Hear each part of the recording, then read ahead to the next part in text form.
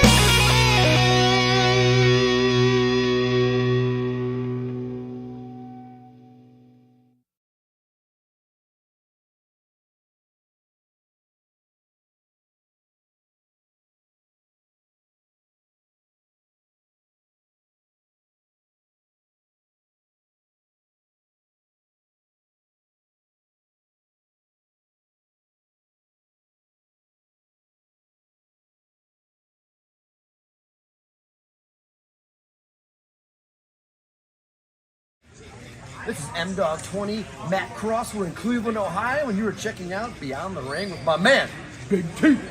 Thank you, man. Big T.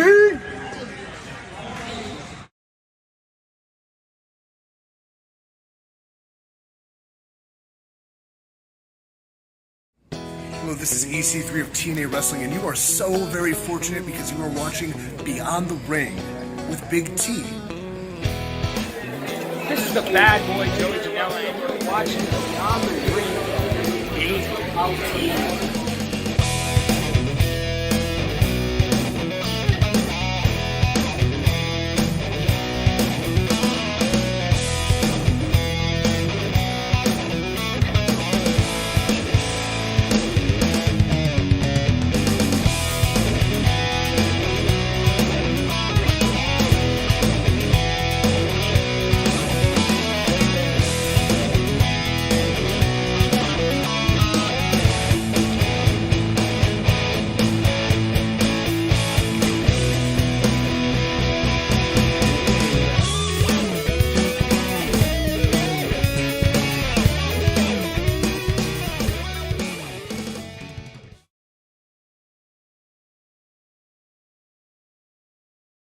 How's everybody doing out there today? Well, what a night.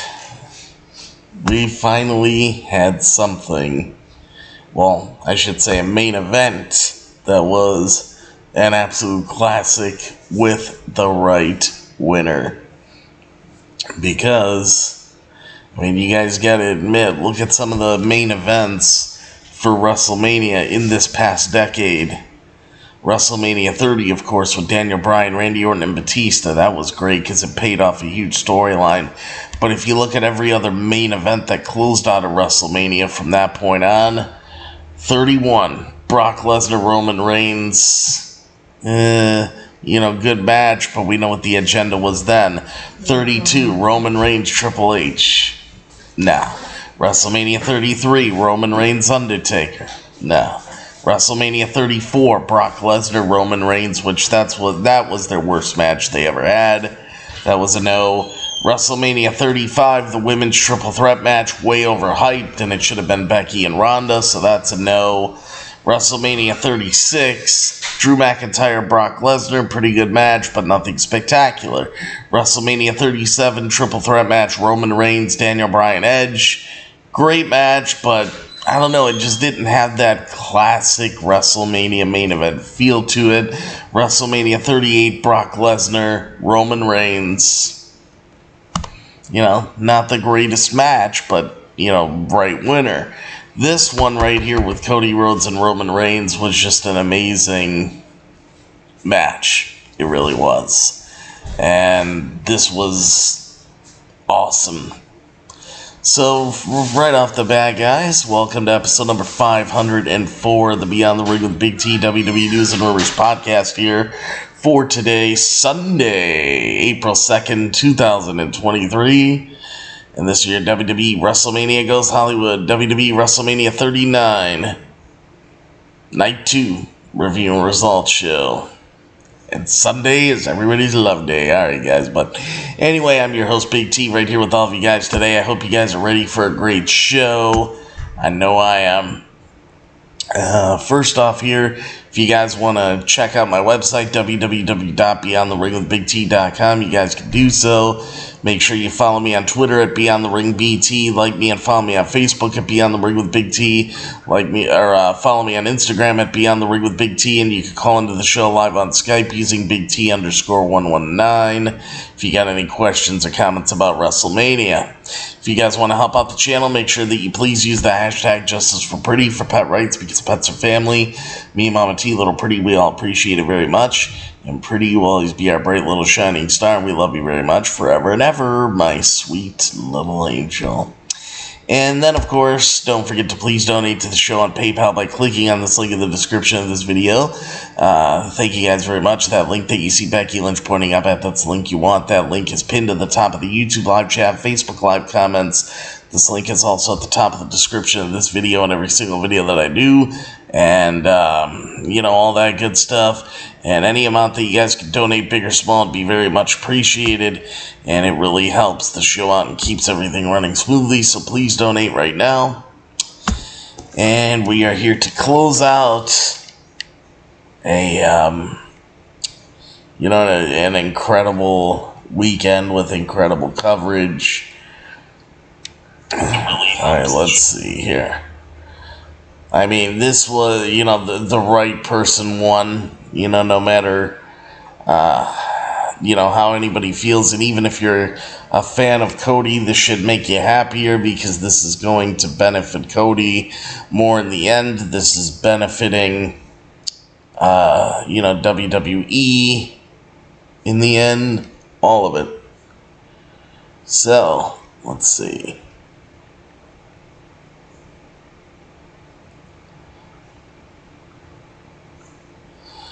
Alright, guys.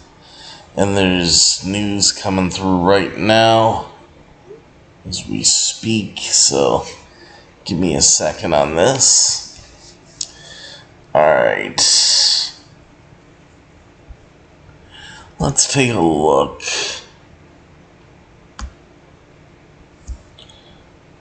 Let me check the news real quick here because hearing some stuff come through, actually a sad story to add on to this before we get into the review itself. Bushwhacker Butch dead. WWE Hall of Famers passing announced by his tag team partner Bushwhacker Luke.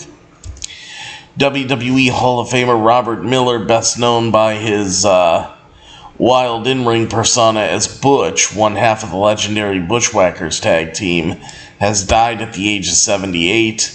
The news was confirmed by his longtime partner Luke in an Instagram post on Monday afternoon. And, let's see here.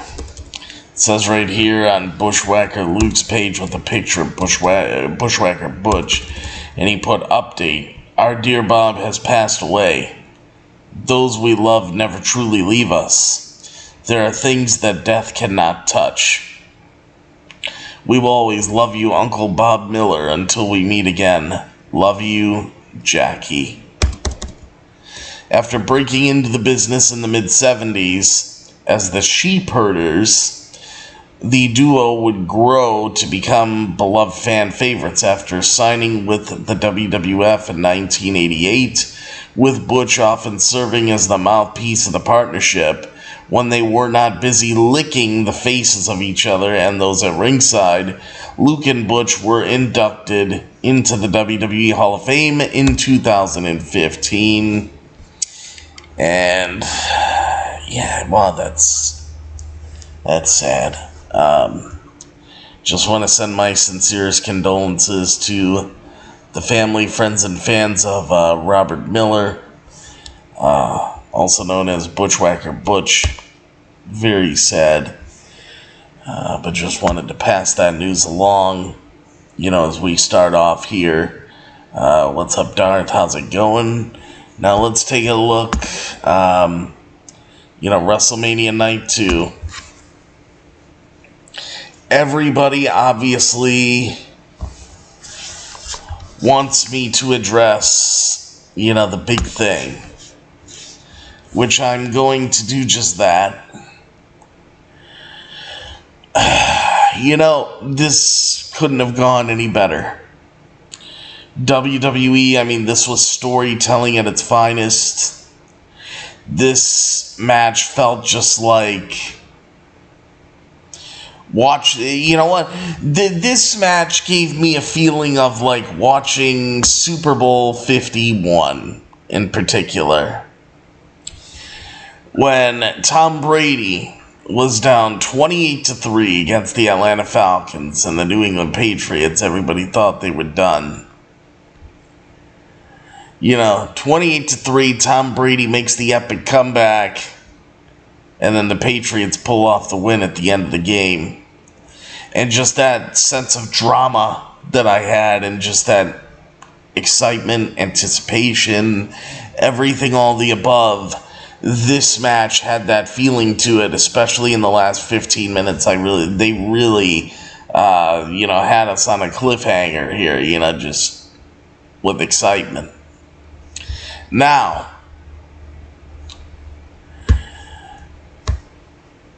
anybody can say what they want, but I'm telling you, Cody Rhodes, even though he did not win the title and become champion, he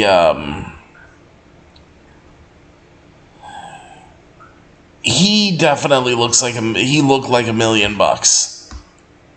He did, in defeat. Really. This was the first sign of Cody's struggle to get to the championship. The adversity that Cody Rhodes has. This was the first sense of adversity that he had to try to overcome the bloodline. WWE, they did this masterfully. This match was a masterpiece. This was like, sitting down watching Picasso, paint on a beautiful canvas, or Rembrandt, or anybody that you could think of. That's what this match was. That's what this story was. I've been saying it for months, and I know I was the first one to say it, and other people followed suit. I was the first one to say that Roman Reigns has to keep the championship. Roman Reigns has to be the champ for now. Cody's time will come. Cody has, I believe, another 3 to 4 years on his WWE contract. Cody has a long way to go in his deal. Okay? Cody is going to be fine. I hear people saying, Cody lost. Cody is, he's never going to be the same again. Or, he's just, he's, like the mystique is gone. Oh, Cody lost. No, people are looking at this the wrong way. Cody is going to be fine. And you have to look at it this way, too. You have to look at who is Cody Rhodes working for now. Who is Cody Rhodes working for, guys? He's working for the WWE. He's working for Vince McMahon. Vince McMahon has been involved in creative a little bit from what we've heard. I mean, I think according to what Nick Khan has said, just a little bit, but Triple H is still in charge. A lot of, there's something that people are forgetting here about Cody and who his employer is. Cody Rhodes had problems with WWE in the past because of, certain things that Vince McMahon did with booking and whatnot. But here's the thing. Cody left WWE, his contract was up or he got released, or, after he requested his release or whatever. Cody left. He went to make a name for himself on the indies. But not only did Cody go and make a name for himself, Cody actually started AEW with Tony Khan, a rival promotion to compete against WWE and to start a wrestling war. Do you think Vince McMahon has forgotten that? Vince McMahon might welcome people back into his company, and he might pay them very generously. But do you think Vince McMahon forgot, everything that happened and that AEW now exists because of Cody Rhodes?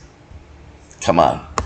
Vince didn't forget. Now, I'm not saying that Vince dislikes Cody. That's not what I'm saying at all. What I'm saying is, Vince is not going to let Cody just come in, get his very first WrestleMania main event that he's ever got, and then have Cody, who, you know, helped build Vince's competition, let Cody take out Vince's top guy, Vince's top project that Vince has 11 years worth of money, tons of money invested in, time, creative.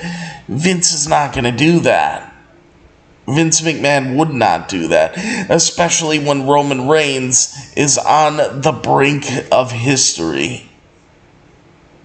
Really, he is. Vince wouldn't let that happen. That's number one. Number two, it shouldn't happen. Do you know why? Because Cody, like I said, he's got plenty of time. Cody's going to be fine. But here's the thing. Cody now is going to start to struggle. That initial struggle is there of Cody overcoming adversity. Cody, I'm making sure that I word everything correctly the way that I want to word it too, so that's why I'm kind of thinking as I go along. The struggle now is going to start. Now, the further dissension of the bloodline can start. Now that the Usos lost the tag team championships. Now Roman can come out tonight and have a bigger ego than he's ever had before on Monday Night Raw. This could all be a reality, guys. But this is the whole problem that I'm running into here. Cody could be the guy to dethrone Roman Reigns, absolutely. I wouldn't be opposed to it at all. I'd be happy for Cody to do it once Roman breaks Pedro Morales' record. To move into that number 4 spot of longest reigning world champions of all time. I'm okay with that. But here's the thing, and this is where I'm looking out for the business for the next decade. Cody Rhodes, this is the whole, I don't know if he was telling the truth. I don't know if that's how he felt at the time. When he said this, what was it, a year or two ago? I don't know if he's changed his mind. Cody Rhodes is 37 years old. Cody Rhodes is going to be 38 years old on June 30th. Does anybody remember what Cody Rhodes stated? I believe it was right after he left AEW or right before, when Cody Rhodes stated that, whatever contract he signs could very well be his last one, because he does not want to wrestle deep into his 40s. He really doesn't want to wrestle into his 40s. He made it sound like by 40 he wants to retire. So if you think about it, when this WWE deal of Cody's is done in another 3 years or whatever it is, he'd be 41. If it's 4 years, he'd be 42. And I don't know. I don't think Cody Rhodes is going to sign another contract, to be honest with you. Not if he sticks to what he said, those couple years back. So if you look at that, is Cody Rhodes... See, this is what people never mention. Let's see, hold on. I'm going to Google something real quick. I don't know if I can find this.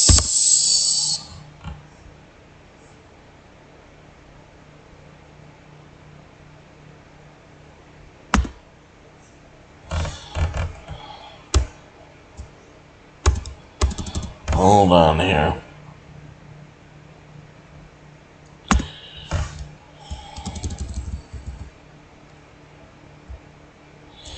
Now, Cody Rhodes. He originally said that he wanted to retire at 40, but maybe that isn't the number anymore. Let's see what this says. This was a report from a year ago after Cody returned at WrestleMania 38. Cody may not commit to retiring at 40 years old like he originally planned. Cody Rhodes made his triumphant return at WrestleMania 38. Let's see, the American Nightmare stepped foot back in the WWE ring for the first time in over 7 years. Following a shocking return, Cody made the rounds with media, including WWE's post-WrestleMania media scrum via Denise Salcedo, where he addressed a number of topics regarding his re-debut, including if he's sticking to his guns on his past comments on wanting to retire from in-ring competition at the age of 40. Cody says, and I quote, 40, it was for me. I don't know if we ever explained why 40. 40 was because I didn't want to be an old man wrestler, Cody explained. Some guys like being old men and women wrestlers. They love it. Some of them are doing it at the highest level. You don't know they are old. This is something people forget about me. I started in the WWE system at 19, 20 years old. And I was on the road full time, never one weekend off except for when I tore my trap, and that was 3 weeks. That's where the mustache came from. That was the only time I ever had off in the 10 years I was with the WWE. That's all. Live events, no knock on independent wrestling, that's maybe 2 shows a month, one big loop. For me it was Friday, Saturday, Sunday, Monday, Tuesday. Often the kicker was, I was a bad guy.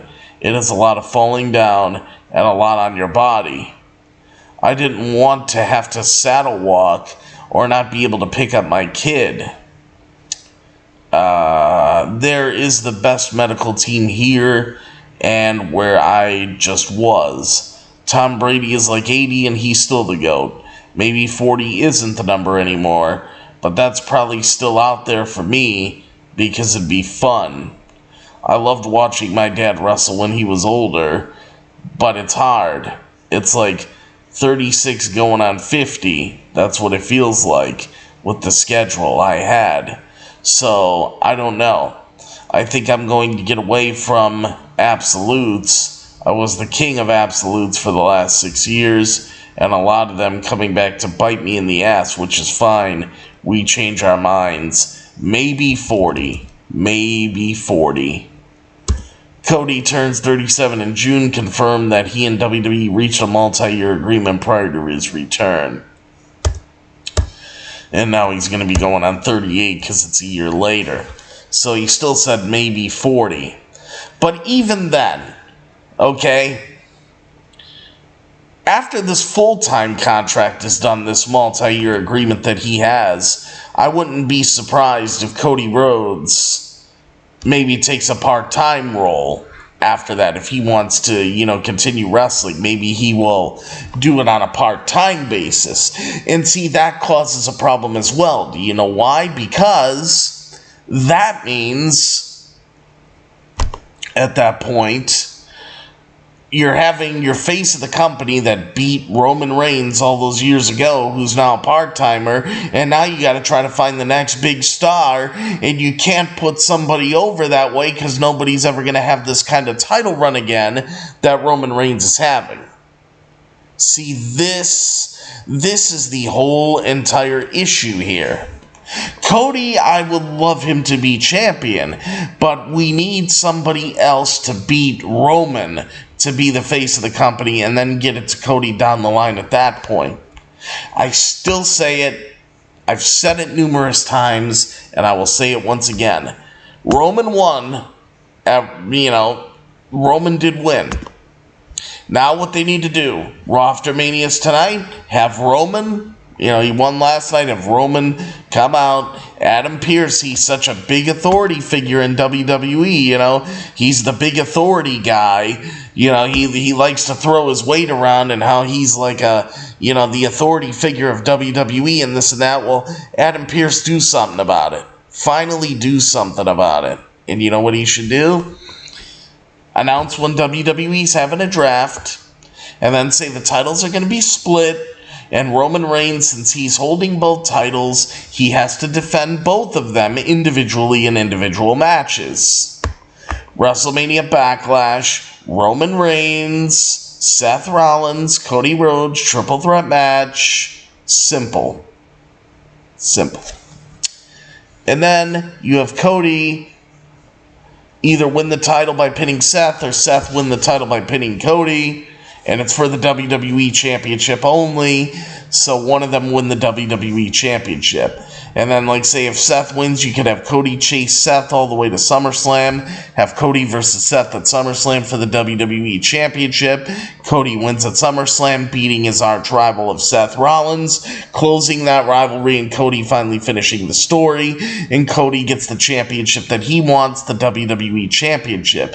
Because you guys had to have noticed when Cody returned last year and he cut his first promo back, he said he came to WWE for one reason, to win the WWE Championship. He never mentioned the Universal Championship.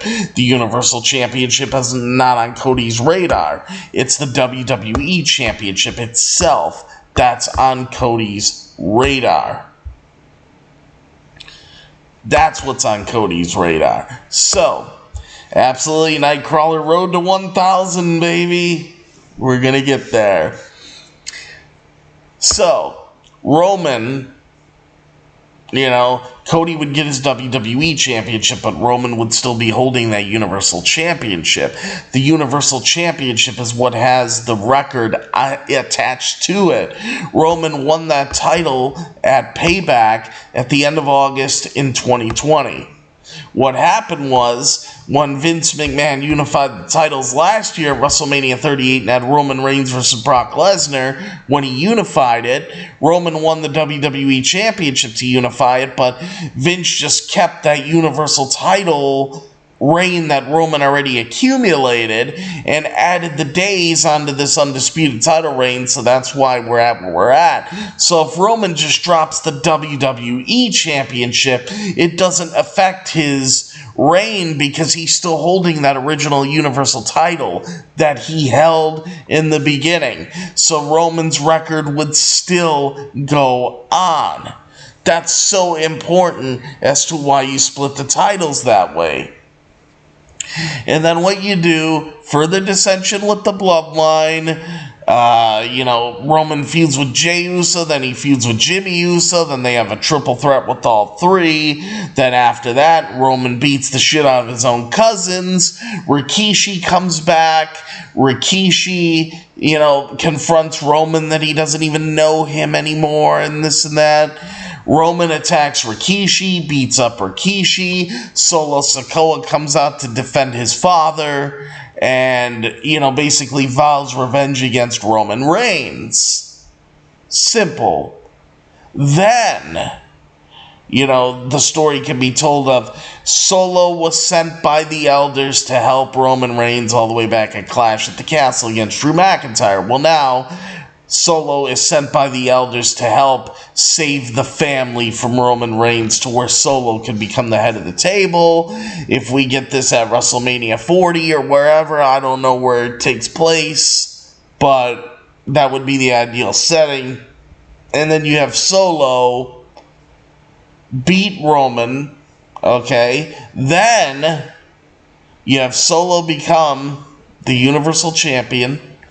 He gets put over big time, and you have a made man, you have a star that is still so young. Let me see what his age is exactly.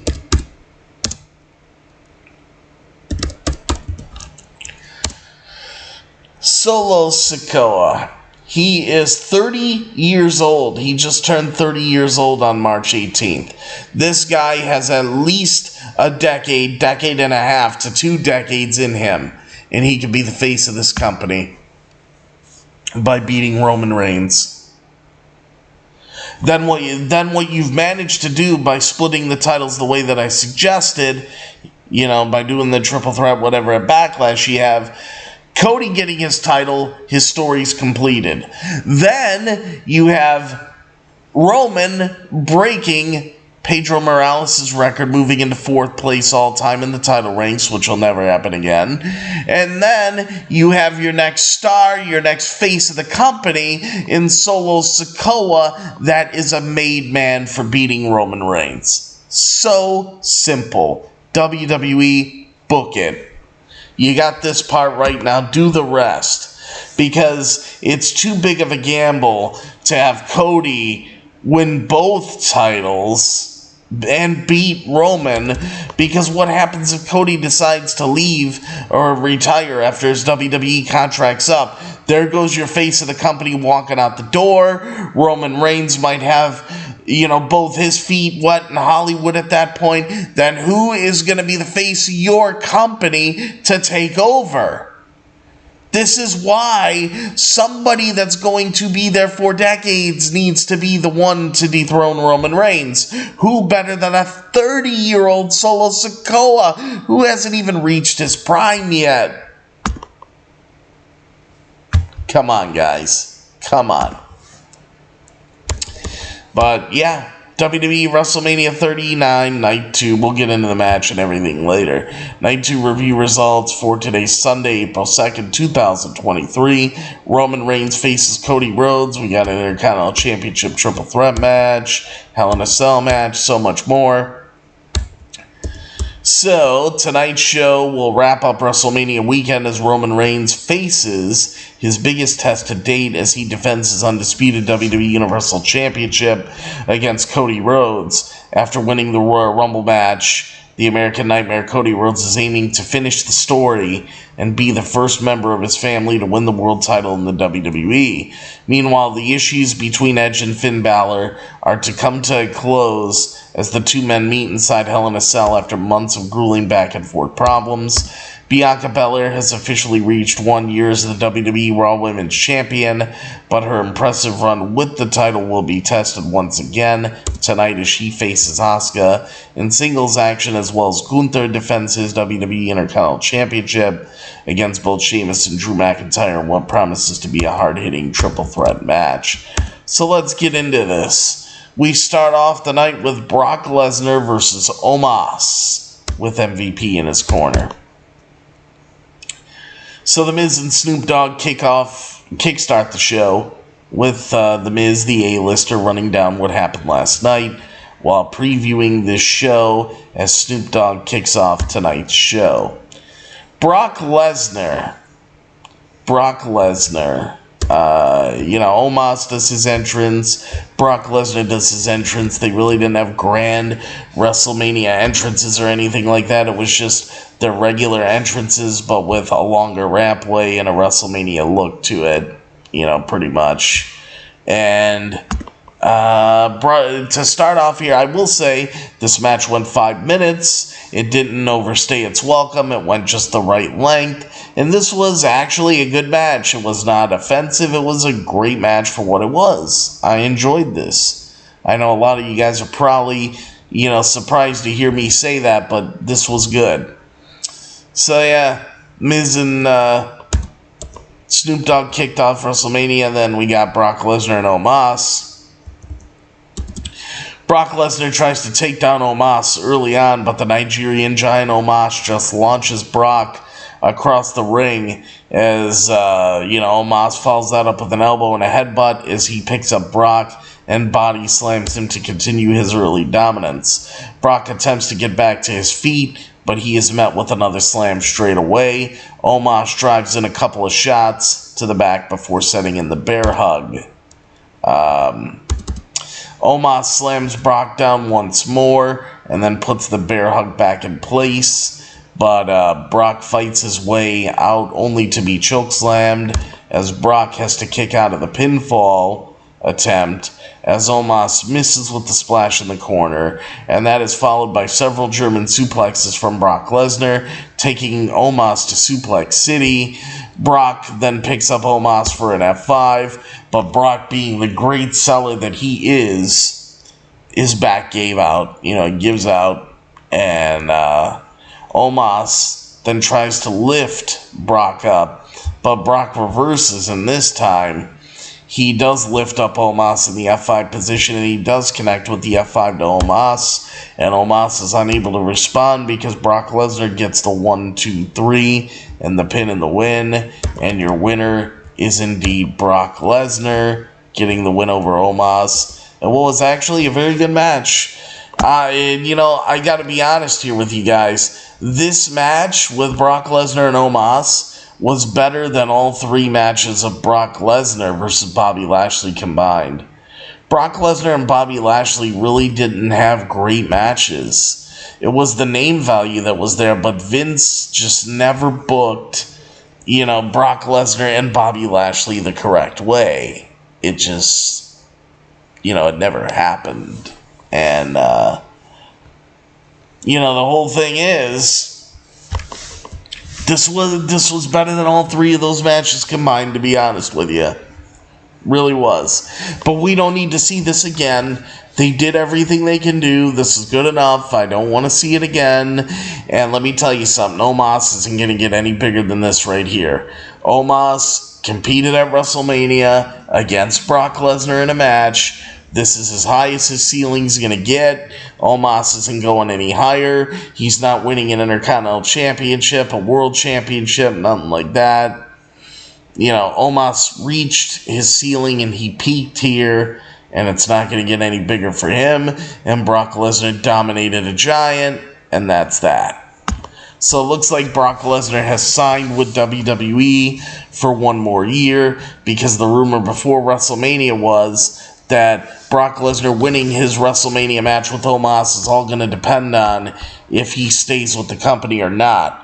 Because it was reported that Brock Lesnar, if he wasn't going to re-sign... Hunter, you missed me talk everything about Cody and Roman, man. You missed it all. I did it in the opening. But, yeah, I had different feelings about the entrances. We'll talk about that when we get to the match. But yeah, like all the big stuff, I gave in the open. I talked about all that. But yeah, as far as the entrances go, we'll talk about that when we get there.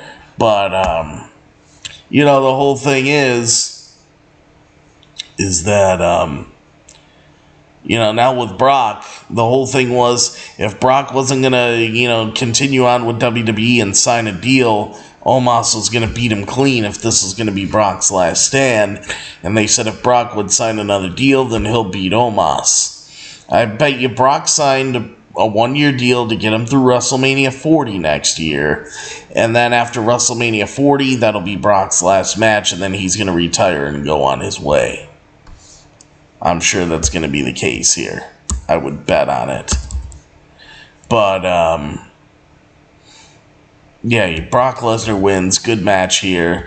Now I have to say this match was the worst.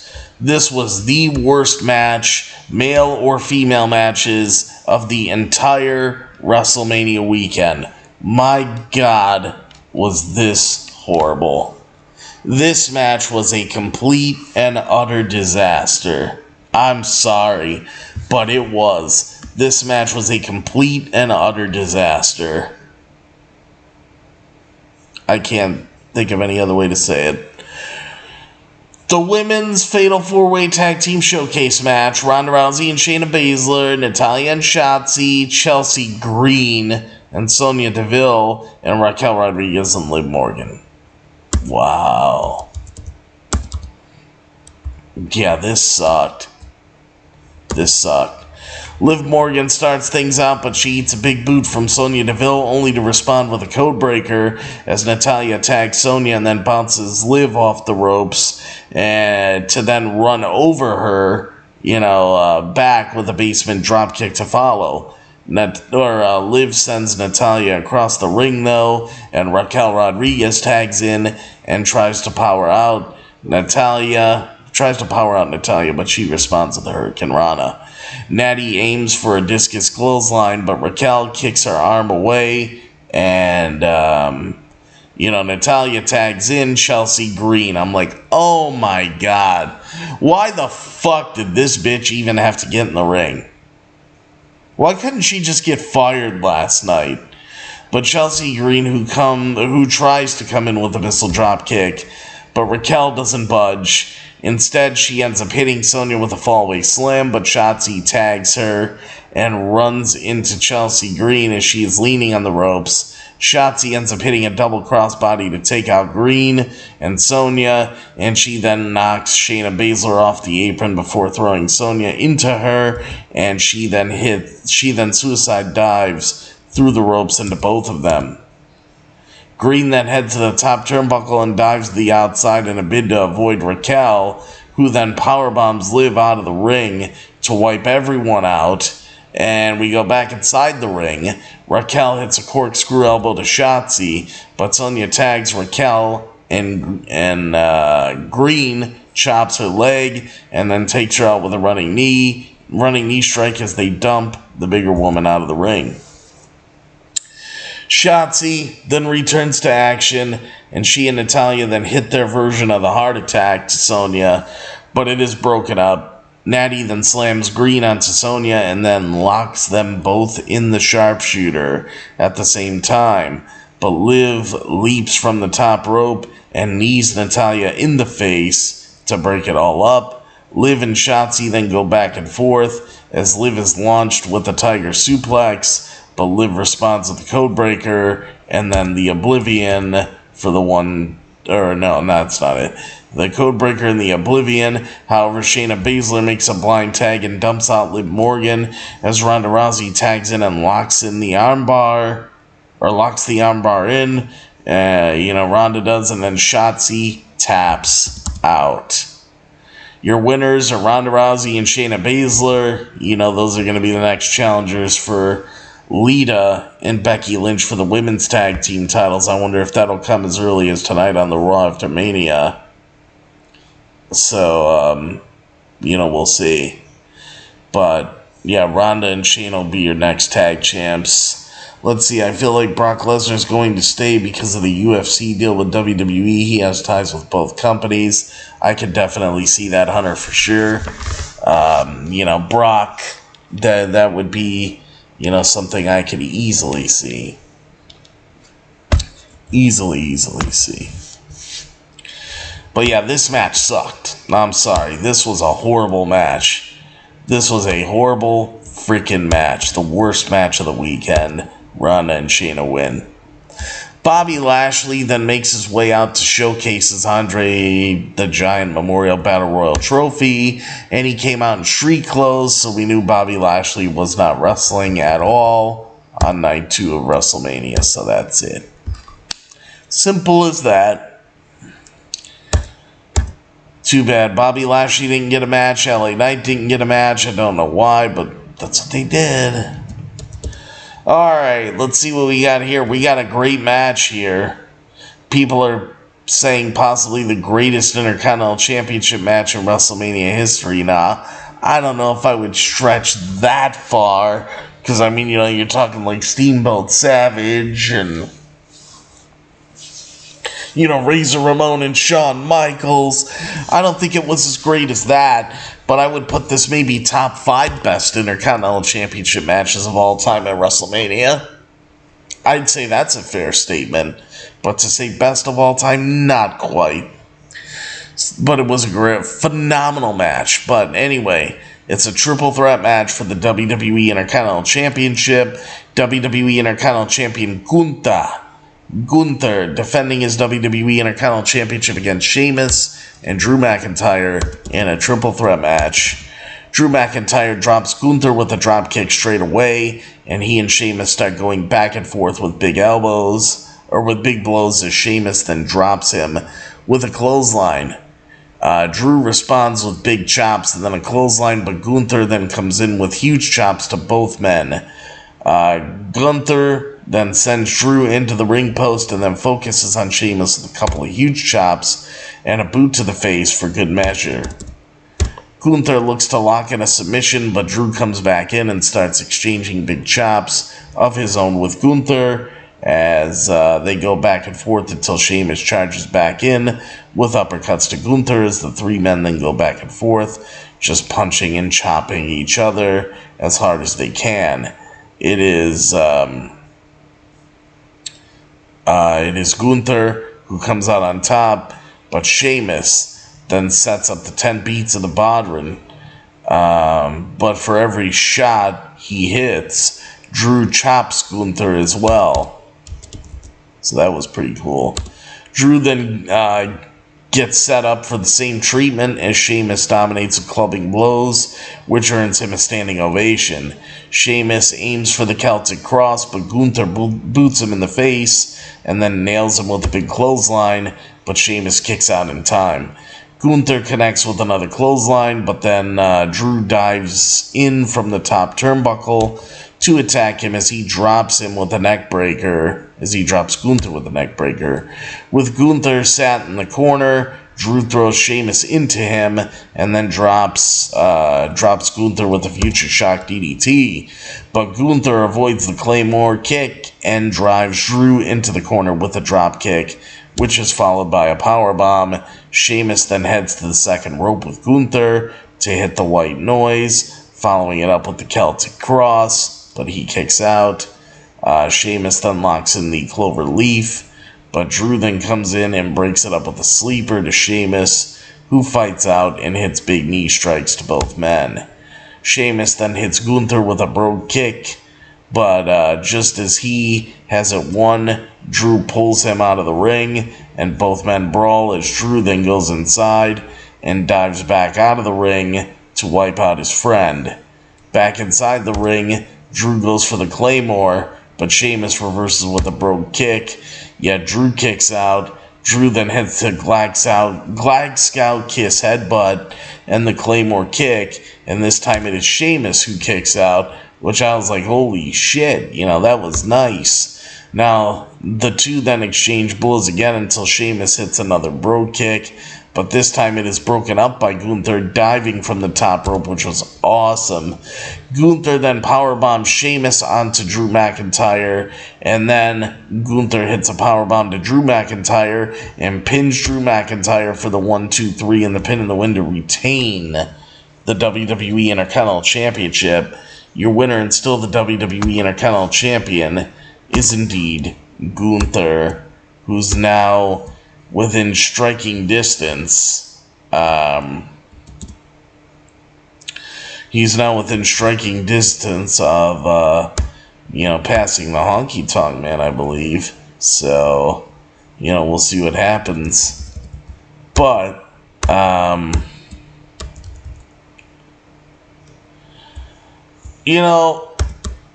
this was a great hard-hitting match. Really. I loved this match. I thought it was fantastic. I really, really thought, I really, really thought this was great. I enjoyed it. I really, really enjoyed it. I mean, how could you not? So, want to see, actually, because I know there was some things I wanted to touch on here. Which, yeah, okay. I do. I got some things here. But I don't think there's anything about this match. It'll be about the stuff upcoming. But yeah, this is a great, great match here. Really, really good. Alright. So Gunther's still your Intercontinental Champion. Next up, we got a match for the WWE Raw Women's Championship. If you guys are ready for that. We have the WWE Raw Women's Champion Bianca Belair defending her WWE Raw Women's Championship against Asuka. Bianca Belair has now held the title for 1 year straight, winning it at WrestleMania last year against Becky Lynch, still holding it into WrestleMania Night 2 this year. She won it at Night 1 last year, going into Night 2 this year. But Bianca starts out strong with a drop kick as she then attacks Asuka in the corner, as she then hits a suplex and looks immediately for another. But Asuka responds with a kick to the face. She follows it up with several big kicks to the chest as she then heads to the top turnbuckle. But Bianca joins her up there. But Bianca ends up flipping over her after Asuka slips down as she follows it up with a spine buster, which gets a near fall. Bianca goes for a springboard attack, but Bianca catches her as she aims for a triangle choke and then sets in the Asuka lock. But Bianca rolls out of the ring as both women go back and forth outside the ring as Bianca powers up Asuka to the floor as she then hits a huge powerbomb. However, back inside the ring, she misses wildly with a shoulder tackle and crashes into the ring post. And Bianca responds by powering out of an ankle lock by lifting up and dropping her opponent to the mat, or dropping Asuka to the mat. But as she bounces off the ropes, Asuka grabs Bianca into the ankle lock once again. And as she transitions out, Asuka connects with a drop kick. Asuka then nails several kicks as they both stand on the ring apron, but Bianca responds with a right hand only to be driven into the ring post by another drop kick from Asuka. So the EST of WWE, Bianca Belair, she responds by sending Asuka into the ring post, and Bianca then lifts Asuka from the ring apron back into the ring with a superplex, but Asuka is able to kick out as both women then exchange a few pinfall attempts. But Asuka then nails a kick to the face as Bianca nails a blockbuster and then hits the springboard moonsault, but Asuka kicks out once again. Asuka manages to drive a knee into Bianca, but she bounces off the ropes and then delivers a shoulder block. And both women then head to the top turnbuckle again, but Bianca's able to power up Asuka, only for her to fight out as Asuka pulls her down via the braid, Bianca's hair braid, which goes into a code breaker. Bianca responds by powering up Asuka and slamming her face first in the top turnbuckle. But then Asuka sends Bianca toward the referee, which allows her to go for the mist, but she misses. Bianca then tries to set up for the KOD, the Kiss of Death, but Asuka reverses, and the Asuka lock is set in. However, Bianca powers Asuka up and delivers the KOD to Asuka, the Kiss of Death, for the 1, 2, 3, and the pin in the win to retain the Raw Women's Championship. Your winner and still the WWE Raw Women's Champion is Bianca Belair. Now it's going to surpass a full calendar year as Raw Women's Champion. I mean, it was a good match, but I don't think they made Asuka look very good, especially not even being able to kick out of one KOD. I mean, really? Bianca had a special entrance with some, there were a bunch of little girls. They all had braids like Bianca, and they were doing like the dance and the hair twirl that Bianca does. The one little girl, Triple H, I know he mentioned it in the press conference, one of the little girls, her mother actually died that morning, yesterday morning. And she still wanted to go through with it because she didn't want to miss out on this opportunity. So how that one girl, found the courage to go out there and still perform the way that she did, I found that pretty remarkable, that she is able to do that. But, it's a sad thing, too, that her mom passed away. Asuka didn't have nothing special about her entrance. Bianca kind of had that, so it was a little bit of a grand entrance for her, but not much. But let's see what we have here. Now, what we have next, this is another thing that was awful, guys. This was awful. So, Bianca Belair is still the Raw Women's Champion, but this next thing, holy shit. Holy shit, was this a mess. The Miz gets another open challenge. The Miz and Snoop Dogg are out again to announce the official attendance for the weekend. And Miz then complains at Snoop Dogg for putting him in a match last night when he wasn't ready. But he just says, my bad. Miz says that's not good enough and this is his city, his ring, and his WrestleMania. However, Snoop Dogg disagrees as it is their city and their WrestleMania. He didn't mean my bad. He meant my bad as he points to the stage. And then we hear, here comes the money. And then we got the dancing. And Shane McMahon, good old Shane O'Mac, returns. And I'm like, what in the world? Are we getting a rematch of WrestleMania 35 here? Is this what it is? But Shane McMahon gets a huge reaction. And then Shane McMahon, he gets on the microphone and he gets emotional, admitting people have no idea how much that meant to him. Snoop tells Shane to take care of The Miz, and the bell rings for a match while The Miz complains. Now, Shane McMahon starts throwing his traditional punches in the corner, and then Shane, but he ends up leapfrogging. He then leapfrogs The Miz, and I was able to tell right away. Shane McMahon landed awkwardly on his knee, or on his leg, and then he just went down like a ton of bricks, grabbing at his leg. The referee was in there. Next thing you knew, the doctor was in there. But Shane McMahon seemingly seriously injuring himself here, as doctors get in the ring to attend to him. And then you see the referee, Jessica Carr, get back in the ring, and then you hear her say, people's elbow. I'm like, what the fuck? You know, you could have been a little more discreet about that, you know, referee Jessica Carr, you know, so the cameras didn't pick you up. But anyway, you know, Snoop then gets into the ring,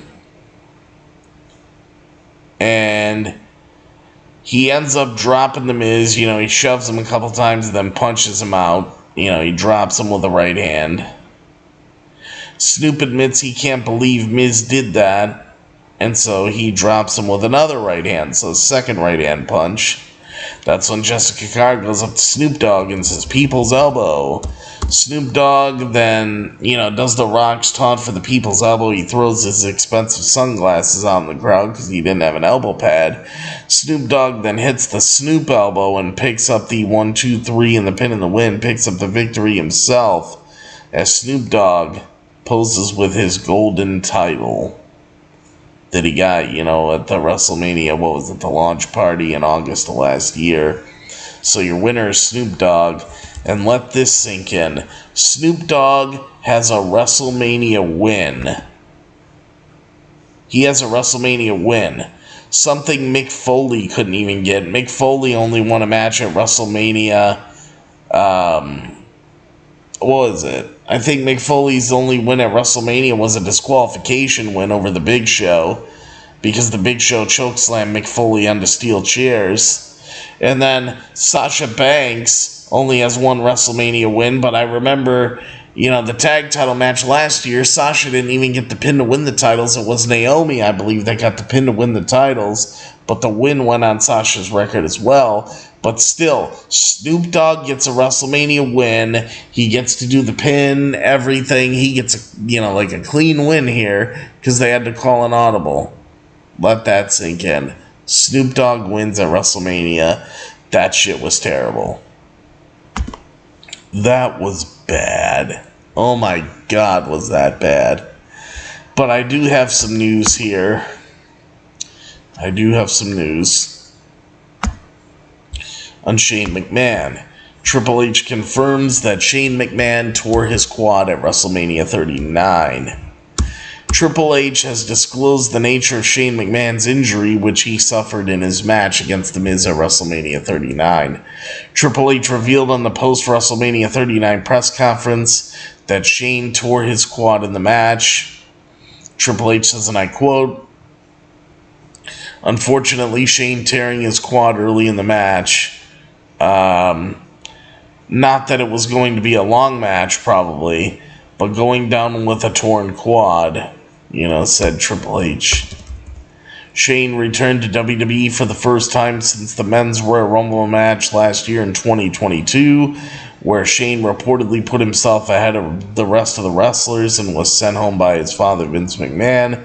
Shane's return was a surprise to most at the SoFi Stadium, and he received a rapturous ovation from the fans when his music hit. Snoop Dogg, the co-host of WrestleMania 39, brought him out to face his fellow co-host The Miz, just like he had done on night 1 of WrestleMania 39 when The Miz faced Pat McAfee. But Shane McMahon's return ended as quickly as it started, as he tore his quad when he leapfrogged The Miz and had to be escorted away by WWE's medical team. Snoop Dogg, who was ringside, returned to the ring and became Shane McMahon's replacement to face The Miz, and landed his version of The Rock's People's Elbow to get a win over The Miz, who's a former WWE champion, and not only that, the first 2-time Grand Slam champion in WWE, and Snoop Dogg beats his ass. Snoop's quick thinking to save the day earned special praise from Triple H. Triple H says, "My hat's off to Snoop. You know, just picking it up and just like that. Oh man, he's hurt. Alright, I'll fix that. You know, he's a natural born entertainer. I've known Snoop for years in this environment and what kind of fan he is. But man, tonight he put himself, from a respect factor for me, he put himself in a different playing field for me." So, that's everything you need to know about all this. And, you know, Shane McMahon, hope he gets well. And as far as anything with Bobby Lashley, I have a little bit of news on him. Nothing on LA Knight, but I got something about Bobby Lashley. Bobby Lashley is apparently not happy about not having a match at WrestleMania 39. On the March 31st edition of WWE Friday Night SmackDown, Bobby Lashley won the Andre the Giant Memorial Battle Royal, joining past winners such as Jey Uso, Braun Strowman, Baron Corbin, and last year's winner Madcap Moss. During night 2 of WrestleMania 39, there was a quick segment where Lashley was honored for winning the Andre the Giant Memorial Battle Royal. This evening, Lashley took to social media to share a video of himself not having a match at WrestleMania. Bobby Lashley was originally going to face Bray Wyatt at this year's WrestleMania, but the match was scrapped after Bray Wyatt was ruled out due to a medical issue. Bobby Lashley says, and I quote here, "This is without a doubt one of the toughest things to swallow," said Lashley. "I got a text from my son last night. You know, Dad, are you going to be in the show tomorrow? It kind of sucks. Things happen. The show has to move. The kids have been to every WrestleMania I had. I have been in the business, I've been to WrestleMania, but this year everything fell apart. Thankful that I got to be in the Andre the Giant Memorial Battle Royal, but I was really looking forward to being a part of WrestleMania." Lashley went on to say that he needs to work harder and do more. The almighty Bobby Lashley called not having a match a huge bump in the road and noted that he was going back to the drawing board. Lashley has been lobbying for a match for weeks now, sending out open challenges to everyone and anyone since he made his WWE return in 2018. Lashley has not missed a WrestleMania and defeated Omos last year at WrestleMania 38. So, that's what we got on Bobby Lashley up until this point. So now let's see what we got next as we're getting, near the home stretch here. We got 2 more matches, guys. 2 more matches to go through. So let's get it. 2 biggest matches of the entire night, for sure. The 2 biggest. Alright. Finn Balor versus Edge in a Hell in a Cell match.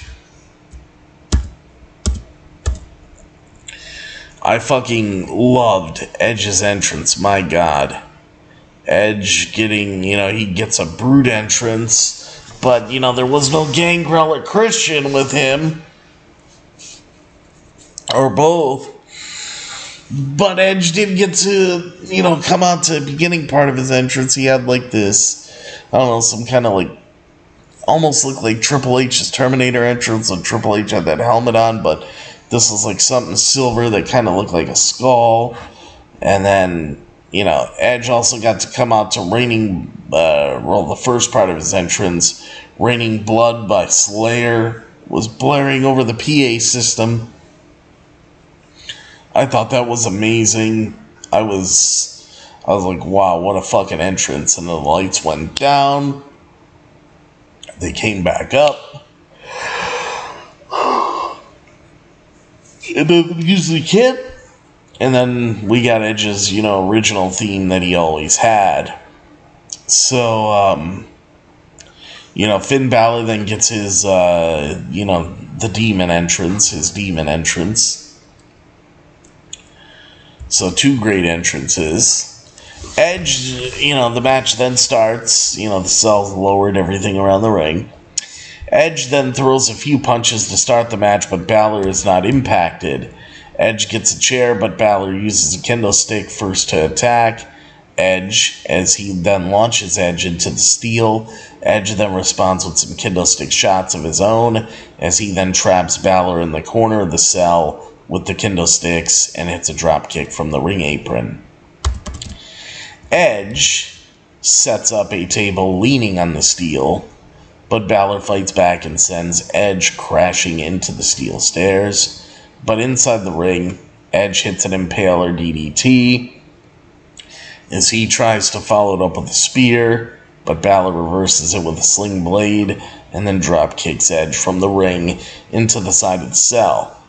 Balor then sends Edge crashing through the table as he throws several chairs at him. But in the ring, Edge responds with a kill switch. Edge then resorts to pulling out a ladder, and he launches it into Balor, or he launches it at Balor, and this busts Balor open. Balor was bleeding. And so the medical team, they actually come in, to the cell. They open up the door, unlock it. The medical team comes into the cell, and the match stops as Balor's looked over. Guess they wanted to make sure he's alright. They wanted to stop the bleeding, so on and so forth. So, Edge then goes and gets more weapons while this is going on. Balor then fights back, and while he misses with the coup de grace, Balor avoids the spear as Edge hits the ladder, but then Edge kicks out of the attempted roll-up by Balor. Balor then hits a sling blade as he drop kicks Edge into the turnbuckles, which allows him to hit the coup de grace. Balor hits the coup de grace. Yet Edge kicks out. Balor then climbs to the top of the ladder inside the ring, but Edge stops him at the top by hitting Balor with a kendo stick, as he then hits the execution, Edge does, from the top of the ladder. That big Impaler DDT, the execution, right off the top of the ladder. I was like, holy shit. And this time it is Balor kicking out.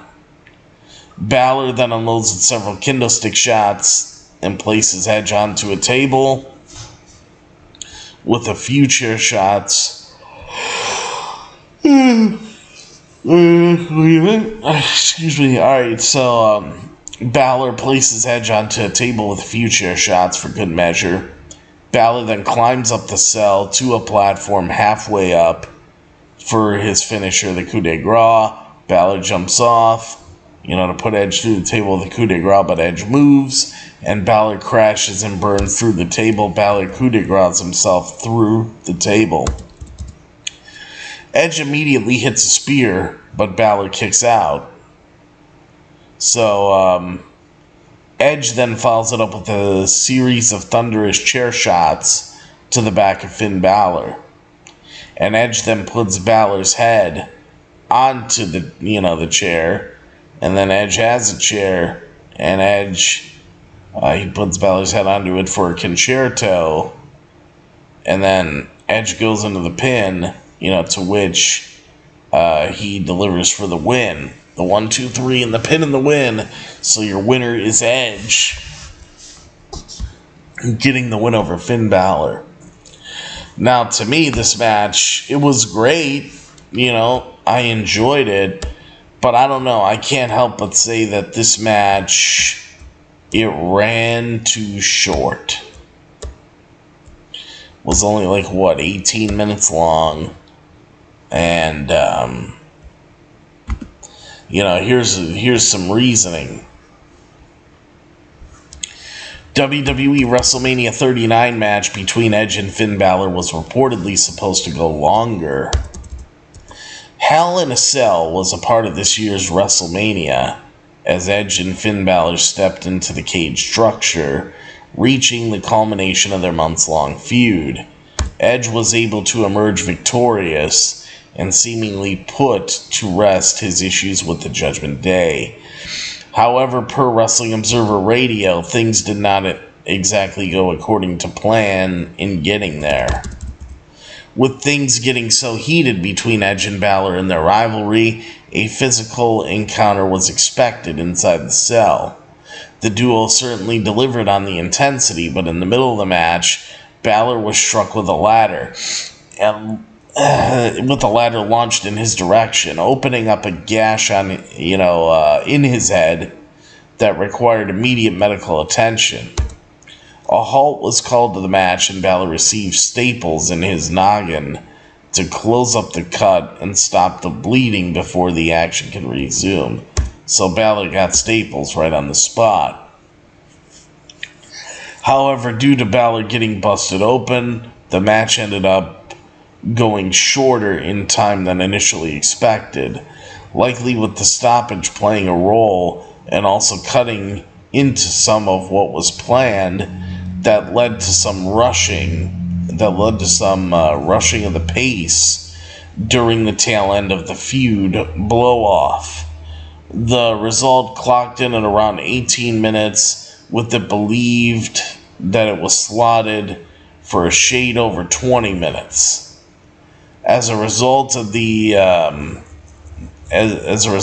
condensed match, there was much more downtime between Hell in a Cell and the Cody Rhodes versus Roman Reigns main event that nearly 30 minutes went by between bells, with few options to make up for the missing time so quickly at that point.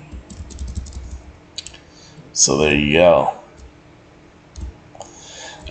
That's exactly what happened here, guys. And I really gotta say that it was awesome. I really did enjoy the match. I just wish we would add more to it, to be honest with you. I would have loved to have more to this match, but they did what they needed to do. It was a good blow-off, and it was really nothing, there was really nothing bad that I could say about it. I don't know what the red chairs and purple tables and purple kendo sticks and everything was about, why everything was colored, but that's one thing I noticed, that everything was colored. As far as the weapons, at least. But yeah, that's what we got there. Oh, Hunter, absolutely. Yeah, the crowd booing when the doctors entered the ring. Yeah. Well, because it's we're Hell in a Cell, you should see some blood. It's Hell in a Cell, for God's sakes. It's like AEW, when they're going to have blood and guts, you're going to see blood. They're not going to give you, a steel cage match without blood. WWE really needs to start easing up, really.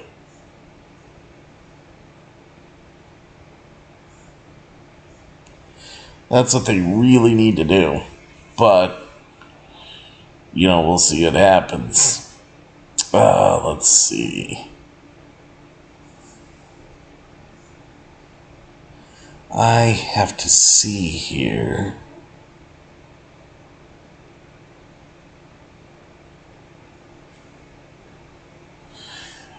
Let's see. Also, it's WrestleMania weekend. It's a hardcore fan base. Exactly. You got the most hardcore of hardcore people, that you can possibly find in these crowds, for sure.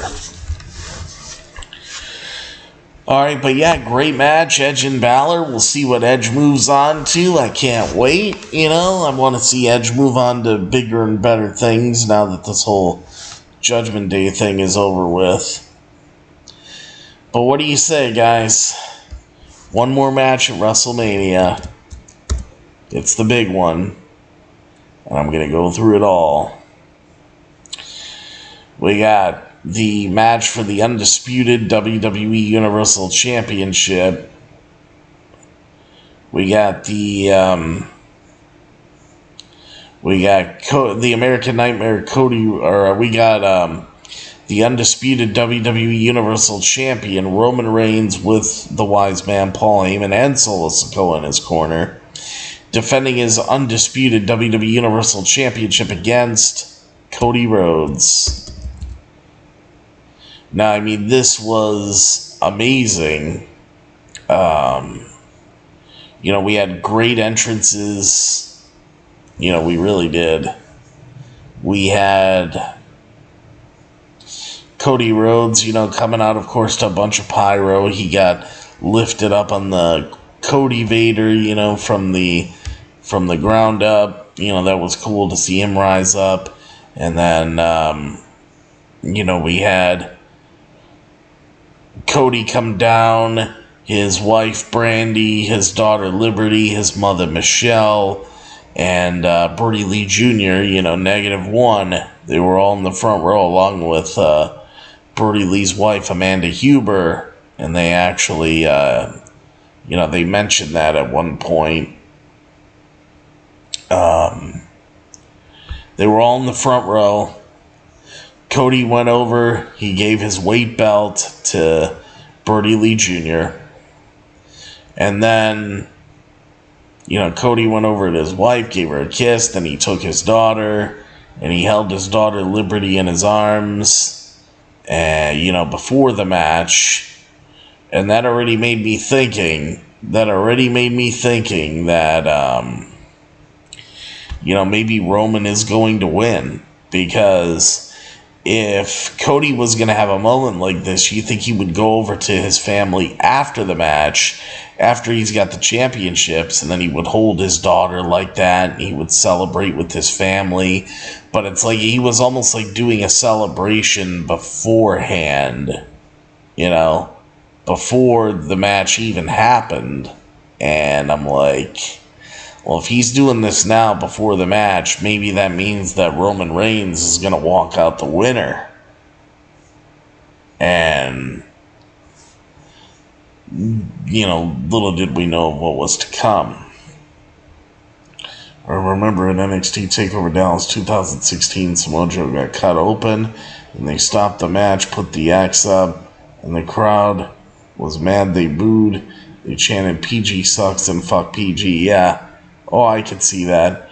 Joe kept pushing the doctors and referee because he wanted to continue, so they continued, but a minute later, they stopped the match again, and the crowd was like, boo. I know, it's crazy. It's crazy. It really is. How stuff like that goes. They need to be a little bit more comfortable with blood. I mean, blood it's a part of wrestling. It happens. But yeah, so Cody had that entrance, and then, then Roman Reigns, it was an entrance that was perfect for him. there were all these grand piano players, you know, all these people sitting in front of grand pianos. And they started, like, you know, playing Roman Reigns' theme on piano, you know, to start off. And it was very, like, it was almost like, you know, the Godfather, you know, is going to come out to the ring. And it had, you know, like that kind of a feel. And, you know, like you are witnessing the biggest and best entering this arena. And then, you know, the grand pianos, they played for a little bit, and then after that, Roman's music hit, and then we were off to the races. You know, Roman stepped out with all the grand pianos on the stage. He got a bunch of pyro. He got more than Cody. Cody claimed there was going to be record-breaking pyro, but it seemed like Roman got more. And, you know, next thing you know, Roman walks down. I love Roman's entrance. I don't care what people say about it. You know what? It takes him 10 minutes to get to the ring. Who cares? Just his music, the feel that his entrance has. I could watch his entrance over and over, to be honest with you. And just the pyro and how you feel like it's such a big deal. Like, I'm really going to miss this feeling when Roman is no longer champion. I really am going to miss it. Because Roman is unbelievable how he has elevated himself. And just how huge he is right now. Unbelievable, guys.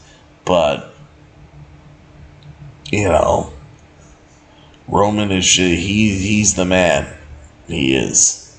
But he entered the ring. You know, it was a great entrance, very well done. Paul Heyman was there, Solo Sikoa was there. No, you know, we didn't see the Usos at all. See, like Hunter was thinking here, I thought WWE was going with Cody because of Roman's entrance. It felt like this was the last time seeing him, but glad he retained. And see, I actually got the opposite feeling when I saw Cody's entrance. I'm like, if you're going to celebrate with your family and do all this stuff, you would do that after you win the championship. Because if you think about it, Cody wins the championship. Does it make sense for him to go to the front row again and pick up his daughter again and go and kiss his wife and hug his mom again? No, you would save that for the end and celebrate with your family, but Cody didn't do that, and the only way you're not going to do that, the only way you're going to do this before the match is if you're losing, because once you lost, you know, and you have to sell, that you're upset or you're injured, you're not going to go over on television cameras and, hold your daughter and kiss your wife. That's something you would do when the cameras are off air. And the whole thing is, the cameras were still rolling. He probably wanted it to get on TV, so he had to do it before the match. And I can understand why. He had to get it done before the match, and that's exactly what he did. Exactly. So, let's see, makes no sense. I remember in 2021, Cesaro got cut open by Seth Rollins, and they continued the match, but a small cut on Finn stops it. It makes zero sense. I know, I don't get it, but I guess it wasn't a small cut. It was a big gash, because his head had to be stapled shut right there on the spot, so I guess it was a pretty big gash. So right here, guys, let's get into it and talk about this awesome matchup. Let's see. Before this match got underway, Roman Reigns tells the fans to acknowledge him. Love it. The two men lock up as Cody Rhodes goes for the arm, but Roman Reigns instantly gets his hands on the ropes. Cody drops down and hits Roman with the right hand to stun him. which leads to him heading to the outside to take a breather after a pep talk from the wise man Paul Heyman. Roman hits the ring and establishes his dominance with his clothesline strikes in the corner. Roman connects with a drop kick, but Cody responds by going back to the arm and then, springboards, but gets caught by Roman, who drops him with a powerbomb. Roman then nails a stiff knee to the face of Cody, as he then takes control with several suplexes before waving at Cody's family, who are sitting at ringside. Cody then responds by sending Roman out of the ring, but that doesn't work out, as Roman immediately regains control by launching him up the ramp, which he follows that up with a body slam. However, Cody responds with one of his own, as he then slams Cody into the ring apron. However, as Cody puts Roman back into the ring, he distracts the referee, which allows Solo Sikoa to attack Cody with a chair, and Roman follows that up with a drive-by. Inside the ring, Solo causes a distraction by grabbing Cody's foot, which allows Roman to nail him with a lariat. Roman then dumps Cody out of the ring and clears the announce tables, but it is Roman who crashes through it after a back body drop. Back inside the ring, Cody builds up some momentum and nails Roman with a scoop slam and then a Cody cutter, but Roman kicks out. Cody stomps away on Roman as he has him on the ropes, but Roman heads out of the ring only to be sent into the barricade via suicide dive. However, as Cody tries to get into the ring, Solo slaps him with the weight belt. He took it from Bertie Lee Jr., and slaps him with the weight belt. But the referee hears it. You saw the look on Rudy Charles' face right away. He heard it, and he turned, and he looked at Solo, and he ejects Solo. Solo Sikoa got ejected. However, Roman then grabs the weight belt, but the referee looks to take it from Roman, and that allows Cody to hit Roman with a super kick, like paying tribute to the Young Bucks. Cody hits Roman with a super kick, and then the crossroads, but Roman kicks out. Roman connects with a jawbreaker and a headbutt, and then Roman then attacks Cody with some blows to the head to provide some distance. As Roman tries to dump Cody out, but he skins the cat, Cody does, yet Roman catches him and pulls him back in, and hits a big Uranagi. They call it a Uranagi, and they call it a rock bottom, so who knows what it is, but hits a rock bottom, only for Cody to kick out. Roman then sets Cody up for a Superman punch, but Roman reverses it into a pedigree, paying tribute to Triple H, but that's not enough as Roman kicks out just in time. Cody then tries to hit a disaster kick, but Roman nails Cody in midair with the Superman punch, and this time it is Cody having to kick out.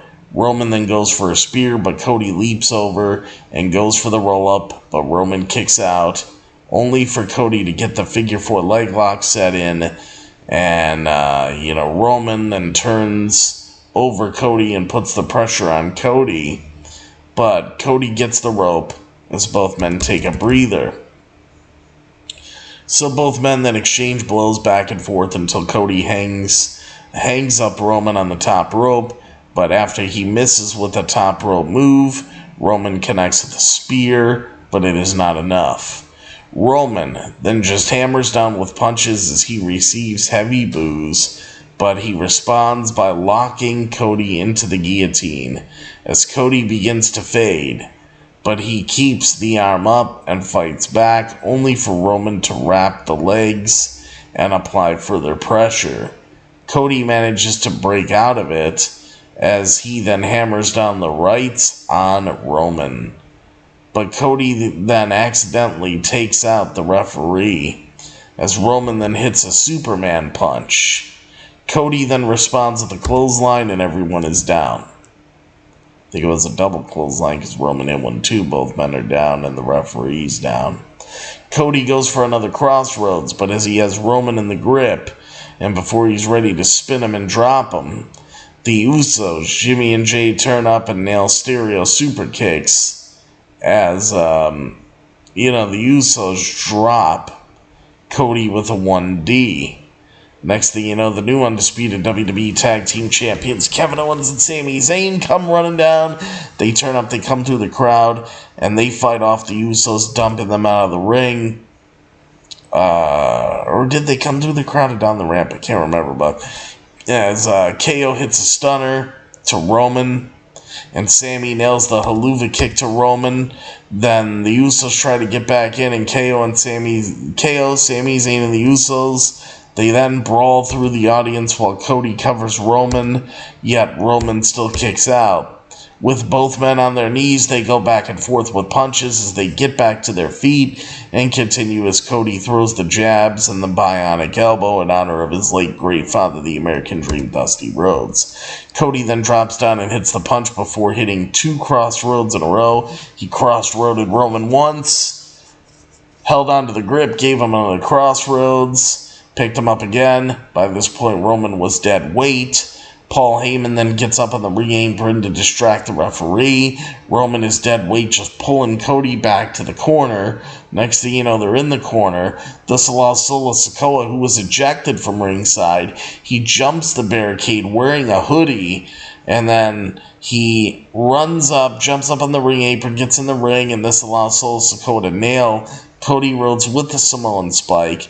As soon as Solo nailed Cody with the Samoan Spike, Roman got free. He bounced off the ropes, ran, and Roman drops Cody with the spear for the 1-2-3 and the pin in the win to retain the undisputed WWE Universal Championship.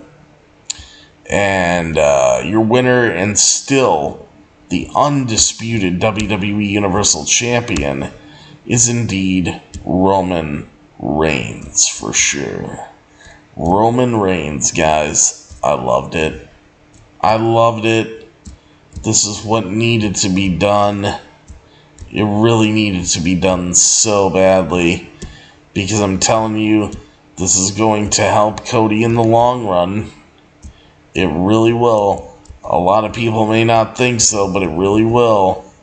And, the whole thing is, this was great. This was absolutely great. So, Roman Reigns is still champ, folks. He's still champ. Roman celebrates. He leaves with Solo. This was very much a callback to Clash at the Castle, which I also really liked, because that's how Solo debuted. Solo basically came from under the ring in a hoodie and pulled the referee out of the ring right as Drew McIntyre was going to win the championship. And that was the first time Roman was ever truly defeated. This was another instance where Roman was going to be beaten. There was no way out of it.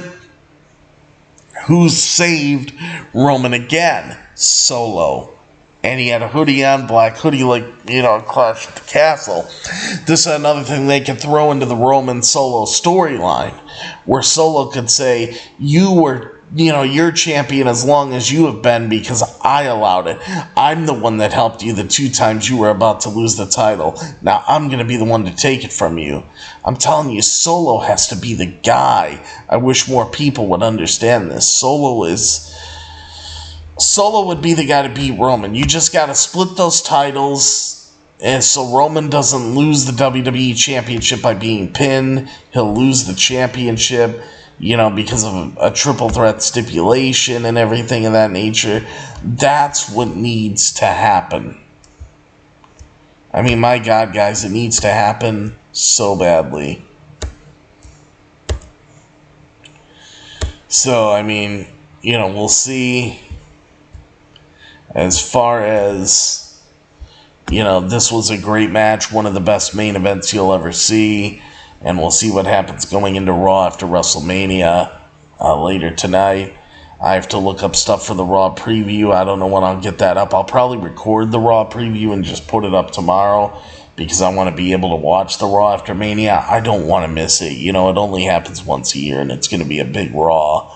So, yeah, but I got us through it, guys. I got us through it. Before I get into the last story, well, let's see. I'll get into it here. There's a couple. Triple H on Cody Rhodes losing to Roman Reigns, and Triple H says the story is never finished in the WWE. WrestleMania 39 saw the end of one of the Bloodline's historic reigns and the continuation of another. Despite the Usos losing their undisputed WWE Tag Team Championships in the main event of Night 1 of WrestleMania, Roman Reigns managed to walk out of the second night's main event victorious, shattering Cody Rhodes' dreams. Although this moment was a downer for many who didn't see the logic in having Roman continue past 1,000 days as champion, WWE sided with the known, putting Cody on a new path to attempt to finish the story. During the WrestleMania 39 Sunday press conference, WWE Chief Content Officer Paul Triple H Levesque called the match every single thing a main event at WrestleMania should be, speaking on the decision to keep the belt on Roman, imploring fans to continue to let the story play out.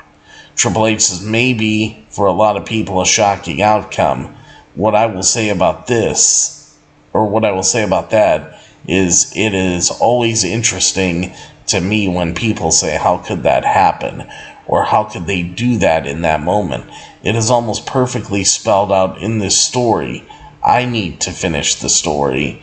In WWE, the story never finishes. Tomorrow night on Raw, it is sold out, Crypto Arena. The story continues. The story takes another chapter. We just got to the end of another chapter. But the story continues, and that's where this gets interesting to me. That is what is the most amazing thing about this business. The story never ends. Despite many believing Cody Rhodes to be the clear favorite to win, according to reports, WWE planned for Roman Reigns to beat Cody Rhodes for several weeks, as WWE Monday Night Raw will air at the Crypto.com Arena, with the show set to address the aftermath of tonight's main event. So, hopefully that's what we'll get. Let's see. Roman Reigns then says the Bloodline story will continue to get deeper following WWE WrestleMania 39. Following WrestleMania 39, Roman Reigns remains atop the WWE mountain after crushing fans' belief that challenger Cody Rhodes would finish his story and capture the undisputed WWE Universal Championship. Roman Reigns walked out of WrestleMania 39 still the champ, seemingly on his way to hitting the 1,000-day milestone for his reign, and while some were disappointed in the finish, expecting the fall of the Bloodline, Roman spelled it out during the post-Night 2 press conference that he is just getting warmed up. Roman Reigns says, if this is baseball, we are just in the third inning here, Roman explained. There's so much left to do. We have said it for a long time. We are just scratching the surface. I told y'all it had to be a month after we came back. It had to be a month after we came back in 2020 at SummerSlam. We are going to change the whole game. To expand on his point, Roman was emphatic in sharing the knowledge that he and everyone else involved in the Bloodline business are fully committed to long-term storytelling on this front. Roman says, and I quote, we are not going to follow suit. We are not going to run it like TikTok and YouTube shorts. We are going to have to expand you people. Open up your attention span. You are going to have to pay attention for longer than 20 seconds, y'all. Roman continued, because that is what we're doing. We are out here making filet mignon. This isn't McDonald's, this isn't Burger King, and it is not fast food. We are giving you the good stuff. And I meant it and kept my word. In his own presser, WWE Chief Content Officer Triple H shared some, rationale behind the creative decisions made to close out WrestleMania, stating that the story never ends in this company and will continue to play out during tonight's WWE Monday Night Raw and beyond, where he sees this particular angle going and for how long remains a mystery. But for anyone expecting things to be wrapped up last night with a neat little bow, that is not the vision in WWE, and thank God for that. But I'm telling you guys, this is going to be great. It is. It is. I'm happy. I'm really happy about this. And yeah, we really need this to keep going. I don't care if Roman holds the title even for another year. I'm cool with it. I really am cool with it. And just so you guys know, this will be a good way for us to close out before I rate the show and head out of here. Triple H touts WWE WrestleMania 39 success and names multiple broken records. Last night saw the conclusion of WrestleMania 39 with Roman Reigns retaining the undisputed WWE Universal Championship against Cody Rhodes. During the press conference that took place following the show, WWE Chief Content Officer Paul Triple H Levesque spent some time highlighting the massive success of the latest WrestleMania. Triple H says, and I quote, "This is the most successful WrestleMania of all time," Levesque said. As Roman Reigns would say, WrestleMania 39 smashed the records for viewership, for gate, for sponsorship, for merchandise, for social media. Levesque revealed that the company brought in well over $21 million in ticket sales across both nights, stating that it was the highest paid attendance and highest grossing weekend in the company's history. According to Levesque, the company also broke SoFi Stadium's attendance record 2 nights in a row with 80,497 attendees on night 1 and 81,395 on night 2. So, night 2 of WrestleMania actually got 898 more people in it. WWE has a history of inflating the attendance numbers of events like WrestleMania with the number of paid attendees, often coming in thousands short of the announced attendance, which includes every single person in the building. Still, there is no denying that this past weekend was a massive success for the WWE, and the company continues bringing in more money than ever, with skyrocketing ticket sales and extremely valuable media rights deals in place. The positive financial statistics couldn't come at a better time for the company either, after rumors began swirling yesterday ahead of WrestleMania's conclusion that it has been confirmed this morning that WWE is being acquired by Endeavor. WWE is reportedly set to be spun off into a dual-brand company alongside the UFC, creating a new powerhouse in the world of sports entertainment. Hopefully they put UFC Fight Pass and WWE Network in one thing. So, there you go. That's what I really hope they do.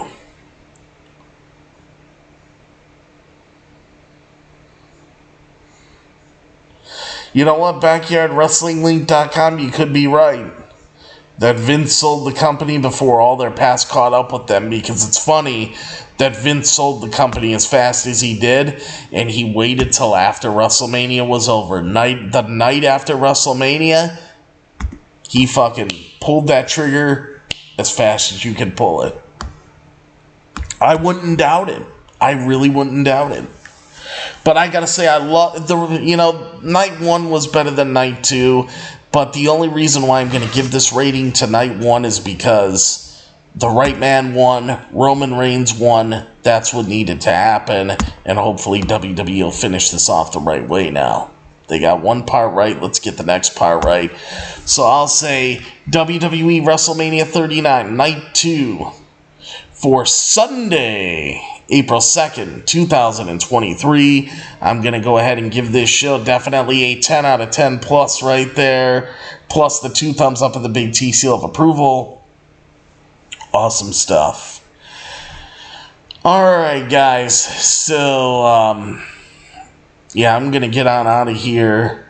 And close this out and then get everything ready for Monday Night Raw. I'll record the Raw preview, like I said, but I'll probably upload that sometime tomorrow because I don't want to miss the Raw after Mania, to be honest. I don't. I want to have all my attention there. So you'll probably get the late preview episode for this one.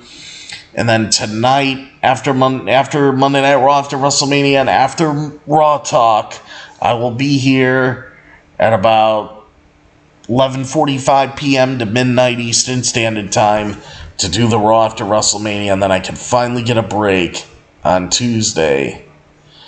Whew, trust me, I'm looking forward to that break, no lie. So, we got it, guys, we got it. Hopefully next year I'll be on the road in Philadelphia watching WrestleMania live and doing shows from the road where it'll be a little bit of a different feel. And, have a nice travel vlog, to bring back home with me and upload for you guys. So I just want WrestleMania coverage to be different, next year. And I just want to go back so bad. I've been to 8 of them, but haven't been to one since 35. It's like, I gotta do this again. I miss it so much. But yeah, guys, so there you go. I'm gonna get on out of here. So, thank you guys very much. I will see all you guys next time. Yes, there will be a next time. Or that's going to do it for me right here on Beyond the Ring with Big T. This episode here, so I will see you guys next time. And yes, there will be a next time for me right here on Beyond the Ring with Big T. That'll be for your, WWE Monday Night Raw after WrestleMania review and results show later on tonight. So join me. Don't forget us and we won't forget you. And of course, if you want the best, and yes, I do mean the absolute best, for all of your professional wrestling needs right here on the internet, right here on YouTube.com today, always remember to think Beyond the Ring with Big T. And, again, guys, thank you so very much for, tuning in and listening to and watching to episode number 504 of the Beyond the Ring with Big T WWE News and Rumors podcast here for today, Sunday, April 2nd, 2023, and this has been your WWE WrestleMania Goes Hollywood WrestleMania 39 review and results show. So thank you, and thank you for getting me to over 1,000 subscribers. We're at 1,005 subscribers. That was my goal, to get to 1,000 before WrestleMania 39. You guys made that happen. Thank you guys so much. And again, I gave WrestleMania 39 Night 2 the old 10 out of 10 plus, and the 2 thumbs up and the Big T seal of approval. So it was awesome stuff, and I'm glad you guys were here, and we had a great time. And now we got to look forward to a new start in WWE, the Raw after WrestleMania. It's going to happen in under an hour from now, actually 50 minutes from now to be exact, because it's 7:10 p.m. Eastern Standard Time, 8 p.m. Raw goes live. So I'm going to start getting ready for that. And thank you guys for tuning in, here with me tonight on this. And, of course, as always, everybody, always remember and never ever forget that I'm your host, Big T, and that I'll see all of you at the matches, and I'll see all of you for your WWE Monday Night Raw after WrestleMania review and results show later on tonight. And congratulations to Roman Reigns. And take care, everybody. I love you all. And, of course, good night, everybody.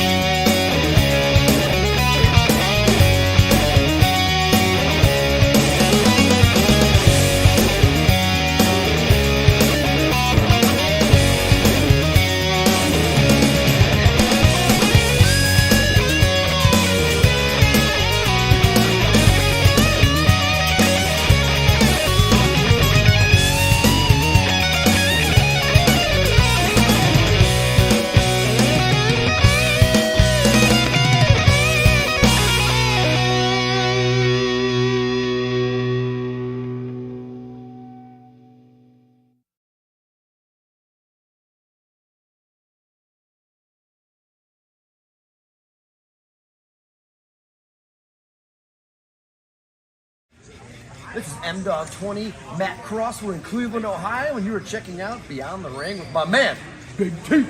Thank you, man. Big T.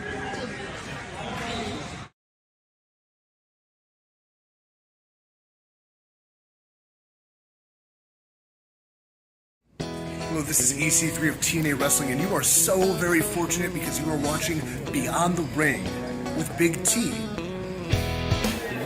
This is the bad boy Joey Janela, and you're watching Beyond the Ring.